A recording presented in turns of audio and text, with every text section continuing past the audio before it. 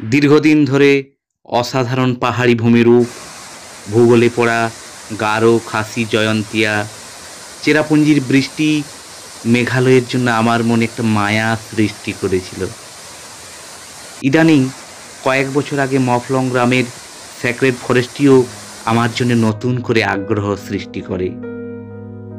আমি জঙ্গলমহলের কুর্মী জনজাতির সন্তান। Sacred groves বা পবিত্র ঝোপ তাই আমার কাছে অজানা নয়। কুর্মীদের প্রত্যেকটি গ্রামেই কম বেশি এই পবিত্র ঝোপের দেখা পাওয়া যায়। শুধু কুর্মী নয়, আদিবাসীদের প্রত্যেকটি থানের মধ্যেই এই ঝোপ দেখতে পাওয়া যায়, যেখানে অসংখ্য প্রাচীন গাছপালা ও ঝোপের মধ্যে আদিবাসীদের দেবতারা অবস্থান করেন। এই ঝোপগুলির পরিবেশ ও ধর্মীয় গুরুত্ব বিশাল। মনে করা হয় গোরাম থান বা জাহের থানের এই গাছগুলি হলো দেবতাদের আবাসস্থল। তাই গ্রামবাসীরা এই থানের কোনো গাছ পাতা কাটে না বা নষ্ট করে না।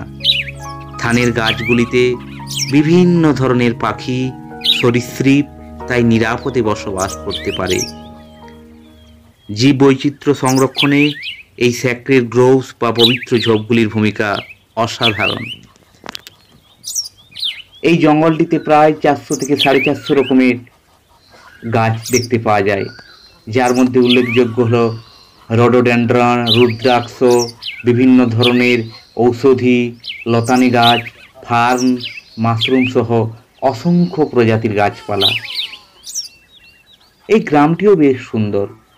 মফলং কথার অর্থ ঘাসে ঢাকা পাথর। মেঘালয়কে বলা হয় স্কটল্যান্ড অব দ্য ইস্ট। কেন বলা হয়, এই গ্রামে এলে তার কিছুটা আন্দাজ করতে পারবেন।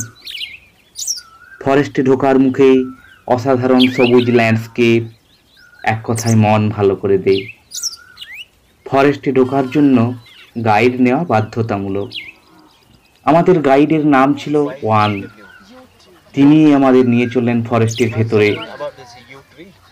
জঙ্গলের বাইরে বেশ কয়েকটি মনোলিথ চোখে পড়ল। দাঁড়িয়ে থাকাটি পুরুষ, শোয়ানোটি মহিলা আর ছোটটি শিশুর প্রতীক। এই জঙ্গলটি পবিত্র কারণ খাসিরা মনে করেন তাদের দেবতা লাভ আসা এই জঙ্গলে বসবাস করেন। মিস্টার ওয়ান আমাদের বোঝাচ্ছিলেন এই জঙ্গল থেকে কোনো কিছু বাইরে নিয়ে যাওয়া নিষিদ্ধ। এমনকি শুকনো পাতা, ডাল কোনো কিছুই বাইরে নিয়ে যাওয়া যাবে না। But here, just like a rule and regulation, I have to brief you from the outside. Because this place is not normal for us, it's a secret. Okay, we the people of here, we like to respect the center for us as a temple. Yes. জঙ্গলের ভেতরে ঢুকলেই মন ভালো হয়ে যায়। আমরা এমন একটা জঙ্গলের ভেতর দিয়ে যাচ্ছি যেখানে রয়েছে হাজার বছরের প্রাচীনত্ব। এই প্রাচীনত্ব আপনি ছুঁতে পারবেন, অনুভব করতে পারবেন, যদি আপনার একটা মন থাকে। কত নাম না জানা গাছপালা এবং বিভিন্ন ধরনের পাখি, কীটপতঙ্গের আজ নিরাপদ আবাস হলো এই জঙ্গল। যদি লেপার্ড দেখা যায় তাহলে নাকি তা গ্রামবাসীদের কাছে মঙ্গলময়, আর যদি সাপ দেখা যায় তা গ্রামবাসীদের কাছে বিপদের সংকেত। ভিতরে রয়েছে অনেকগুলি পূজাস্থল। সব জায়গায় ছবি তোলার অনুমতি নেই, তেমনি গ্রামবাসীদেরও সবার ভেতরে প্রবেশ করার অধিকার ছিল না এক সময়। তবে বর্তমানে এই গ্রামের বেশিরভাগ মানুষ খ্রিস্ট ধর্মে দীক্ষিত হয়ে যাওয়ায় খাসি সংস্কৃতি আজ বিপন্ন। প্রতিটি ধর্মীয় স্থানে অযত্নের ছাপ। আমি একজন আদিবাসী সংস্কৃতির ধারক ও শুভাকাঙ্ক্ষী হওয়ায় এই অবহেলা ও অযত্ন আমাকে মর্মাহত করে। জঙ্গলের ভেতরে যে থানগুলি রয়েছে তার সঙ্গে জঙ্গলমহলের থানগুলির বিশেষ কোনো পার্থক্য নেই। জঙ্গলমহলে রয়েছে হাতি ঘোড়ার মূর্তি, এখানে রয়েছে পাথর। আসলে সারা পৃথিবীর সমস্ত বিভিন্ন কালচার আচরণের মাধ্যমে প্রকৃতি সংরক্ষণ, প্রতি প্রেম এবং প্রকৃতির সহাবস্থান।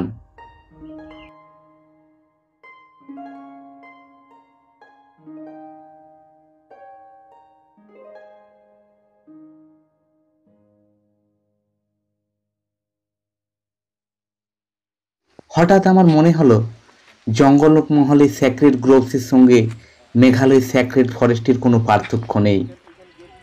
মেঘালয়ের ফরেস্টগুলি আয়তনে একটু বড়, এই যা।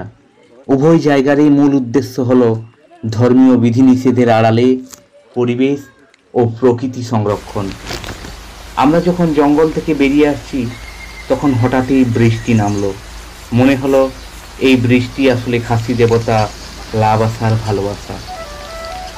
বৃক্ষ দেবতাকে প্রণাম করে বেরিয়ে এলাম পবিত্র বনভূমি থেকে।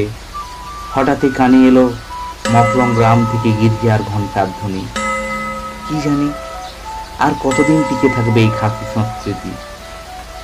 ভালো থাকুক মফলং গ্রাম, বেঁচে থাকুক লাবাসা, টিকে থাকুক মেঘালয়ের প্রাণ ভরা প্রকৃতি।